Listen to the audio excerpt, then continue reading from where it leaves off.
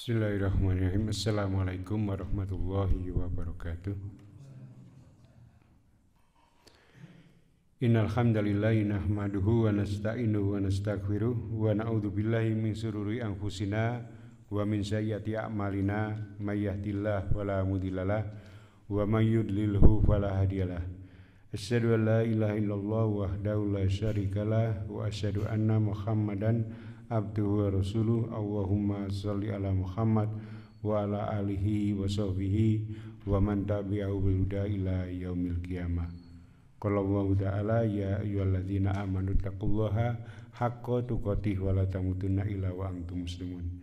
Ya ayyuhan nasu ubudu rabbakumul ladzi khalaqakum min nafsin wahidah wa khalaqa minha zawjaha wa basa minhuma rijalan katsiran wa nisaa wattaqullaha alladzi tasaaluna bihi wal arham innallaha kana 'alaikum raqiba.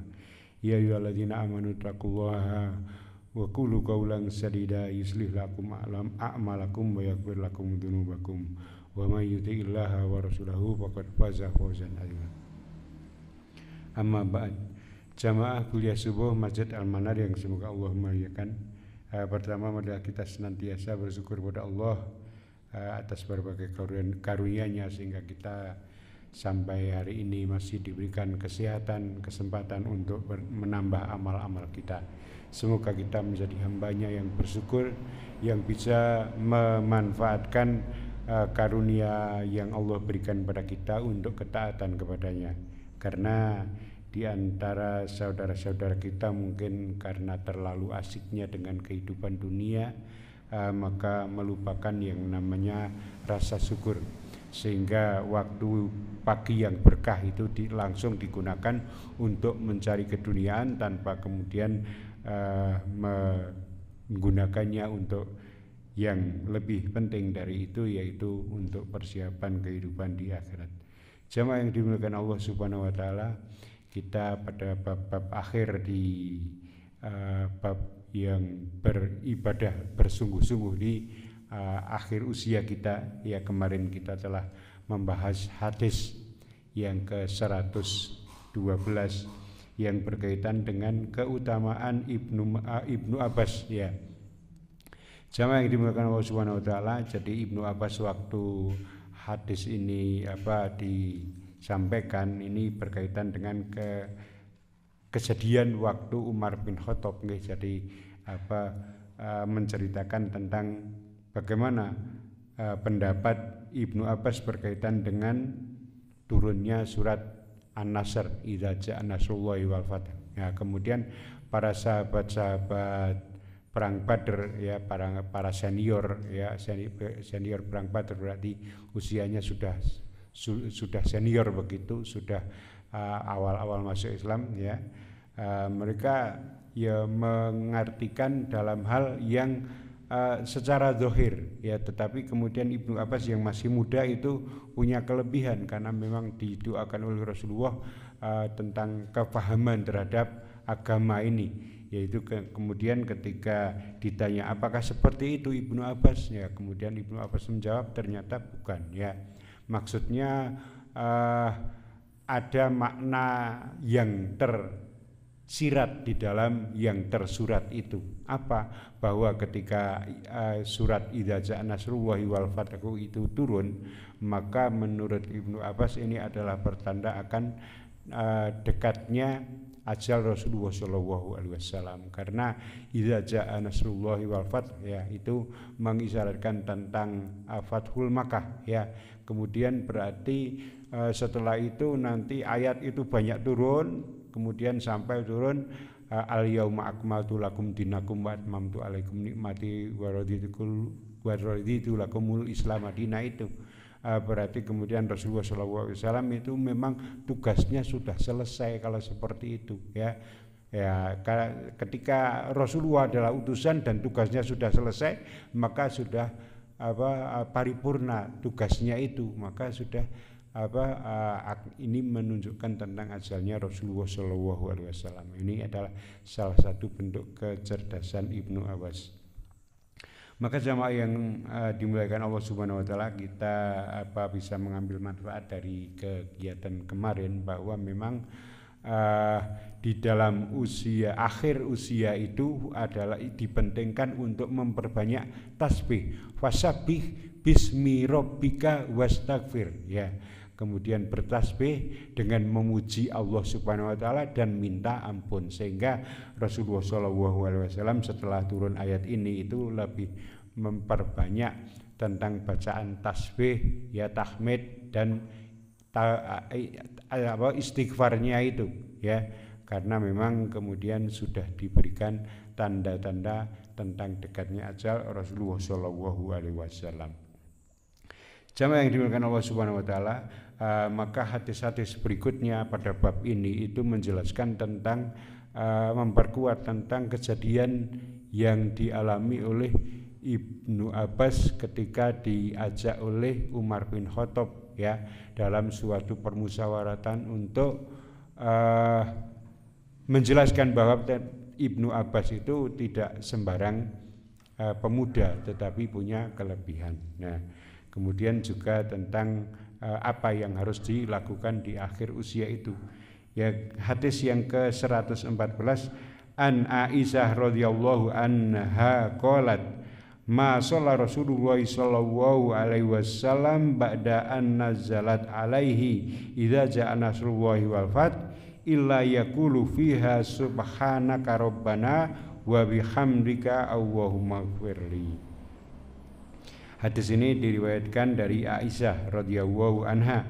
Dia berkata setelah turun ayat idza ja'a nasrullahi wal fath dan apabila telah datang pertolongan Allah dan juga kemenangan, yaitu surat An-Nasr, ya, Rasulullah SAW senantiasa membaca doa ini di dalam sholatnya. Apa doanya? Adalah subhanakallahumma wa bihamdika, subhanaka Allahumma rabbana wa bihamdika Allahumma ighfirli. Maha suci Engkau ya Allah, dengan memujimu aku minta ampun kepadamu. Ya, itu jadi salah satu doa di dalam sujud atau ruku, ya, itu adalah itu subhanaka Allahumma rabbana wa bihamdika Allahumma ighfirli, dan diulang-ulang, ya, sampai kemudian ada imam itu mengangkat, ya, kepalanya bangkit dari ruku atau dari sujudnya. Jadi misalnya kok belum selesai kebetulan yang dibaca imam kok panjang, ya kita terus menambah, ya. Jadi itu sunnah, ya. Jadi wajibnya itu rukuknya itu, ya, rukun sholatnya itu rukuknya itu, kemudian bacaannya, ya, itu menjadi ya, satu kali itu adalah kewajibannya dan mengulang-ulangnya itu adalah sunnah. Jamaah yang dimuliakan Allah Subhanahu wa taala, maka ini adalah penjelasan dari ketika sudah turun ayat idza ja'a nasrullahi wal fath itu, maka Rasulullah memperbanyak bacaan tasbih, ya. Nah, kita bisa mengambil manfaat bahwa ketika kita berada sudah usia senja gitu, ya, maka sudah tidak lagi menjadi pemuda, artinya sudah banyak kita menghirup kenikmatan dunia ini sampai kemudian kita diberikan kesempatan untuk memperbanyak kenikmatan di akhirat. Dengan cara bagaimana? Dengan cara memperbanyak ibadah, dan salah satu dengan ibadahnya itu adalah di dalam bacaan rukuk dan sujudnya ini mengucapkan doa subhanaka rabbana wa bihamdika Allahumma ighfirli. Dan dalam riwayat lain disebutkan wa fi riwayatin fi sahihaini anha kana Rasulullah sallallahu alaihi wasallam yaksiru ayyakulu fi ruku'ihi wa sujudihi subhanakallahumma rabbana wa bihamdika Allahumma ighfirli. Ya, jadi ini pada riwayat yang lain itu juga sama bacaan doanya, ya, di dalam kitab As-Sahihain, yaitu kitab Bukhari dan Muslim, ya, itu disebutkan bahwa dari Aisyah radhiyallahu anha bahwa Rasulullah SAW memperbanyak berdoa di dalam rukuknya dan sujudnya, ya, memperbanyak artinya kemudian memperbanyak itu, ya, kemudian naik dalam posisi salat iso dawa. Kadang kan salat itu iso dawa iso cendek. Artinya nek dong kita itu mungkin berbagi waktu, ya macane siji tok itu ya sudah enggak apa-apa sah ya. Tetapi ketika kita bisa menikmati terus membaca berulang-ulang itu juga diperbolehkan, itu sunnah ya. Memperbanyak atau mengulang-ulang bacaan itu, subhanaka Allahumma rabbana wa bihamdika Allahumma ighfirli ya. Dan Rasulullah sallallahu alaihi wasallam itu adalah ya ta'awwalul Quran, yaitu beliau mengamalkan apa yang diperintahkan di dalam Quran. Apa yang diperintahkan di dalam Quran, fasabbih, bertasbihlah, bihamdi, dan dengan memujinya ya.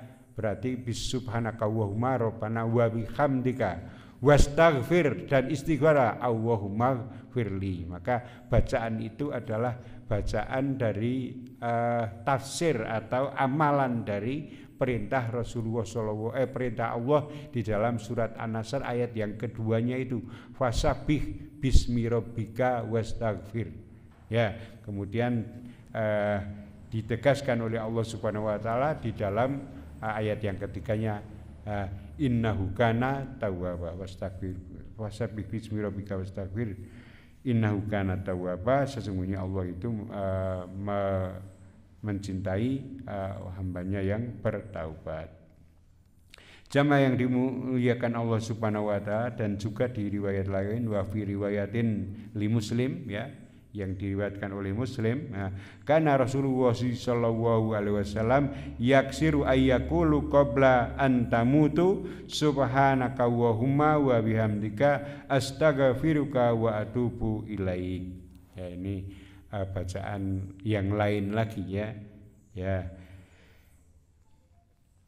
Qalat Aisyah qultu ya Rasulullah sallallahu alaihi wasallam, ya Rasulullah ma hadhil kalimatul lati araka dasataha yaqulu lahu qala ju'ilat li ama alamatu fi ummati idza ra'aituha qultuha idza ja'a nasrullahi wal fath ila akhir surah ya.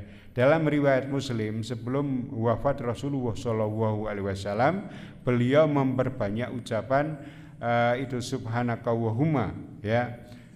Subhanaka Allahumma yaqulu subhanaka Allahumma wa bihamdika astaghfiruka wa atubu ilaik. Maha suci Engkau ya Allah, dengan memujimu ya Allah ampunilah aku dan aku bertaubat kepadamu ya. Jadi bacaannya ada wa atubu ilaik ini, subhanaka Allahumma wa bihamdika astaghfiruka wa atubu ilaik ya. Jadi ini Rasulullah SAW sebelum wafatnya ya, beliau memperbanyak bacaan ini, subhanaka Allahumma rabbana wa bihamdika Allahumma subhanaka Allahumma rabbana subhanaka Allahumma wa bihamdika astaghfiruka wa atubu ilaik, subhanaka Allahumma rabbana wa astaghfiruka wa atubu ilaik, subhanaka Allahumma wa bihamdika astaghfiruka wa atubu ilaik. Maka Aisyah berkata, wahai Rasulullah, apakah doa ini yang selalu engkau ucapkan? Ya, mengapa? Baginda kemudian menjawab ya, aku diberi tanda tentang umatku. Apabila aku melihatnya, aku banyak mengucapkan doa ini, yaitu apabila telah datang pertolongan Allah dan kemenangan, dan engkau melihat manusia berbondong-bondong masuk agama Allah, maka bertasbih dengan memuji Tuhanmu dan mohonkanlah ampun kepadanya, sesungguhnya Dia Maha penerima taubat. Jadi memang ketika sudah mulai Fathul Makkah itu kemudian itu menunjukkan ternyata memang Islam itu berada pada posisi yang benar begitu, sehingga mendapatkan pertolongan ya dan kemenangan. Nah, kemudian banyak kabilah-kabilah ya dari berbagai macam suku ya, itu kemudian datang kepada Rasulullah ya dengan terang-terangan mau masuk Islam, bertanya-tanya tentang Islam. Nah, sehingga dikatakan sebagai orang berbondong-bondong memasuki agama Islam. Jamaah yang dimuliakan Allah Subhanahu wa taala, masih dalam nada yang sama itu di riwayat yang lain, wa fi riwayati lahu kana Rasulullah sallallahu alaihi wasallam yaksiru fi qouli subhanallah wa bihamdihi astaghfirullah wa atubu ilaihi. Ya, maka di riwayat yang lain Rasulullah memperbanyak maha suci Allah dengan segala puji baginya, aku mohon ampunan kepada Allah dan memperbanyak taubat kepadanya. Jamaah yang dimuliakan Allah Subhanahu wa taala, maka setelah ditanya oleh Aisyah tentang kejadian tersebut, ya, kenapa itu yang selalu dibaca oleh Rasulullah, maka kemudian Rasulullah menjawab, Tuhanku telah memberitahukan kepadaku sesungguhnya aku akan melihat suatu tanda pada umatku, ketika aku melihatnya maka aku memperbanyak doa itu, Maha suci Allah ya dengan segala puji baginya, dan aku mohon ampunan kepadanya dan bertaubat kepadanya. Sesungguhnya aku telah melihatnya, ya, aku telah melihatnya tentang kemenangan itu. Apabila telah datang pertolongan Allah dan kemenangan itu, yaitu ditaklukkannya Mekah, ya, Fathul Makkah itu. Ya, kemudian sudah datang kemenangan dan engkau melihat manusia berbondong-bondong masuk agama Islam, ya. Jadi dari banyak kafilah, ya, dari banyak kabilah, ya, dari banyak kaum, ya, suku-suku itu datang kepada Rasulullah SAW bertanya-tanya tentang Islam itu, ya. Kemudian mereka tertarik dan akhirnya berbondong-bondong masuk Islam, dan sungguh dia maha penerima taubat, wa atubu ilaih, maka sesungguhnya dia maha penerima taubat. Kita lanjutkan hadis yang ke-115. An Anas radhiyallahu anhu qala innallaha azza wa jalla taba'al wahya ala Rasulullah sallallahu alaihi wasallam qabla wafatihi hatta duwufi akasaro makanal wahyu, muttafaqun alaih, ya. Dari Anas radhiyallahu an, dia berkata bahwa Rasulullah sallallahu alaihi wasallam terus menerus menurunkan wahyu, ya. Allah azza wa jalla terus menerus menurunkan wahyu kepada Rasulullah sallallahu alaihi wasallam di penghujung usia baginda. Bahkan bertambah banyak wahyu turun menjelang wafat dibandingkan dengan sebelumnya, ya. Ini adalah keterangan tentang Ibnu Abbas. Ternyata di akhir-akhir usia beliau, ya, di akhir-akhir usia Rasulullah SAW itu wahyu banyak turun, ya. Ini sebagian ulama menjelaskan bahwa ternyata dengan berbondong-bondongnya orang bertanya-tanya tentang Islam itu, maka Allah Subhanahu wa taala menurunkan, ya, ayat-ayatnya itu banyak begitu, ya. Di samping itu memang jatah usianya tinggal sedikit, ya. Ketika dimaknai oleh Ibnu Abbas, ya, tentang setelah turun surat An-Nasr itu, ini menandakan tentang dekatnya ajal Rasulullah. Nah, dekatnya ajal ini kemudian Allah pengen menyempurnakan, ya, pengen menyempurnakan agama ini, maka ayat-ayat banyak turun, ya, ayat-ayat banyak turun sampai kemudian akhirnya turun sudah sempurna, ya, paripurna, al-yauma akmaltu itu kemudian turun, ya. Jadi hadis yang ke-115 ini memberikan kabar bahwa di akhir penghujung usia Rasulullah SAW itu ayat-ayat banyak turun. Ini menjelaskan tentang berbagai macam problema yang terjadi ketika orang banyak bertanya-tanya tentang Islam, banyak yang berbondong-bondong bertanya-tanya tentang Islam, dan Allah ingin menyempurnakan agamanya. Sehingga dengan demikian maka Rasulullah SAW banyak menjelaskan tentang ayat-ayatnya. Ini juga adalah sebuah pertanda bahwa Rasulullah SAW banyak melakukan kajian-kajian bersama para sahabat menerangkan tentang ayat-ayat yang baru saja turun. Jamaah yang dimuliakan Allah Subhanahu wa taala, dan ini adalah hadis terakhir di dalam bab yang ke-12 ini, yaitu An Jabir radhiyallahu anhu Qala Rasulullah sallallahu alaihi wasallam yub'atsu kullu abdin ala ma mata alaihi. Ya, rawahul Muslim. Ya. Diriwayatkan dari Jabir radhiyallahu anhu, dia berkata Rasulullah sallallahu alaihi wasallam bersabda, setiap hamba itu akan dibangkitkan dari kuburnya sama seperti keadaan ketika dia meninggal. Maka jamaah yang dimuliakan Allah Subhanahu wa taala, ini adalah kabar tentang bagaimana nanti kita itu mau pertama kali dibangkitkan. Ya, kalau kita waktu meninggal itu sedang teman-teman ibadah, lebih banyak beramal soleh, maka kemudian ketika kita dibangkitkan itu dikenalkan pada semua makhluk yang ini hamba ini yang baru saja dibangkitkan ini adalah ahli ibadah. Ya, jadi ketika kita mengakhiri kehidupan kita itu dengan memperbanyak ibadah, maka nanti kita juga akan dibangkitkan dalam hal yang sama ketika meninggal. Maka akan dikenalkan ya, ini hamba yang sedang kita bangkitkan ini adalah hamba yang suka beribadah. Ya, berbeda dengan orang-orang yang kemudian meninggal dalam hal maksiat, ya nanti akan terkenal di kalangan ya orang-orang yang berada di alam akhirat itu, ini yang baru dibangkitkan ini adalah ahli peminum khamr. Wah, terkenal karena kejahatannya, naudzubillah. Kita berlindung ya, semoga kita tidak dimasukkan dalam golongan orang-orang yang berahli maksiat seperti itu ya. Kita meninggal berkelahi tapi mempertahankan sesuatu yang salah. Wah, terkenal ahli berkelahi tapi mempertahankan sesuatu yang salah. Berbeda dengan orang yang meninggal ya tapi dalam posisi berjihad, ya ini ahli jihad ya, dengan memuliakan agama Allah sampai meninggal. Ya, itu kan kemudian bangga, ada bangga ini ya. Jadi begitulah jamaah yang dimuliakan Allah Subhanahu wa taala.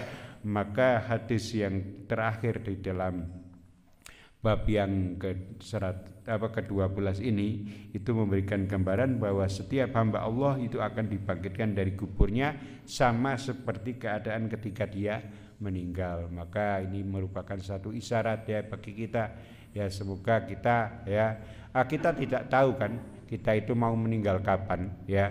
Memang Rasulullah memberikan gambaran bahwa usia umatku itu sekitar 60-an tahun, tetapi kita kan tidak tahu, ada yang lebih dari itu, ada yang kurang dari itu, bisa jadi 40 tahun sudah meninggal. Maka tahun terakhir ya, anggap saja kita hidup ini adalah hidup di tahun terakhir. Kita tidak tahu kalau kita itu mau sampai kapan. Harapannya ya pengen hidup 100 tahun lagi, tapi malah rekoso ya. Marani sapa wis ora ana sing kenal. Repot itu nek 100 tahun lagi itu. Wah, sapa ya kancane nyong kanca sekolah arek reuni wis ra ono kancane. Ya kita menerima saja, nanti Allah itu mau berapa, tetapi kita berdoa semoga sisa-sisa umur kita ini adalah umur yang berkah ya, bisa memperbanyak usia kita ini dengan amal soleh dan beristighfar kepadanya, semoga Allah mengampuni dosa-dosa kita. Jamaah yang dimuliakan Allah Subhanahu wa taala, maka di pagi hari ini kita berdoa kepada Allah ya Hayyun ya Qayyum bi rahmatika astaghfiru aslih li sa'ni kullahu wa la taqilni ila nafsi tarfa wa in Allahumma inni as'aluka ilman nafi'a wa rizqan thayyiba wa amalan mutaqabbala. Subhanakallahumma wa bihamdika asyhadu an la ilaha illa anta astaghfiruka wa atubu ilaik. Wassalamualaikum warahmatullahi wabarakatuh.